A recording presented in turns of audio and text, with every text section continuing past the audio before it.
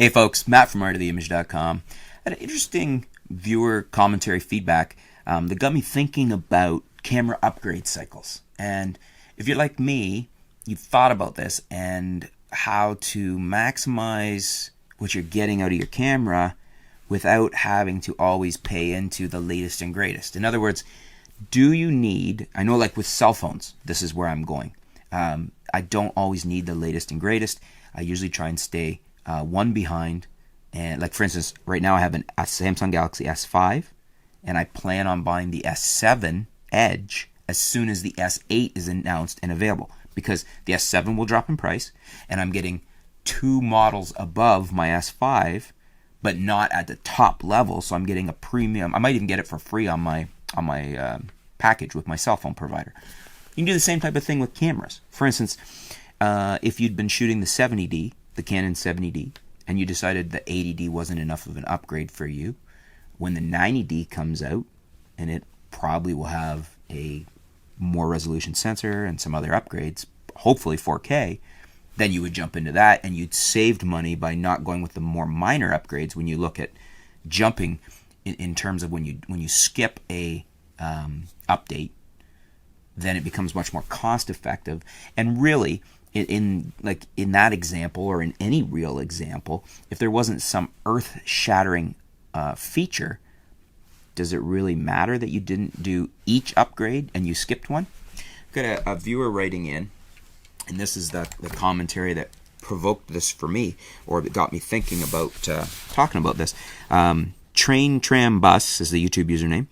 I've decided to change my camera every 2 years, but not the most expensive camera range. Currently, I'm using a Nikon D5300, and the basic camera does not seem much different to the new D5600, just a few minor upgrades. In 2 years' time, if there have not been any fundamental changes, I will stick to what I have.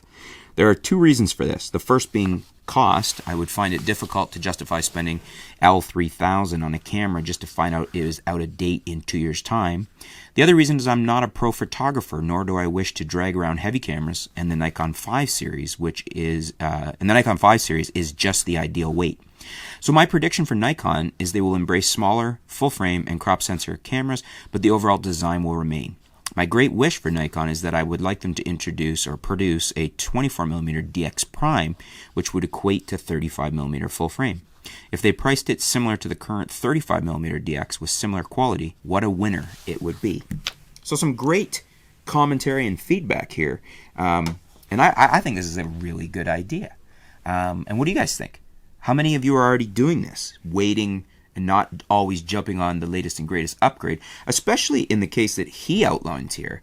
There's not a lot of difference between the 5300 and the 56, and I wouldn't go for that upgrade myself. I might consider going into a 72 or 71 or something, but I certainly wouldn't. I agree with what they're doing. And do you guys look at things that way, and that's what you're doing? Or do you like to always have the latest and greatest and sell off and take the minor loss because you like to have your new toys? And I was like that for many years. Now I need to see some better ROI before I do that. It's also an interesting comment about the 24mm DX Prime.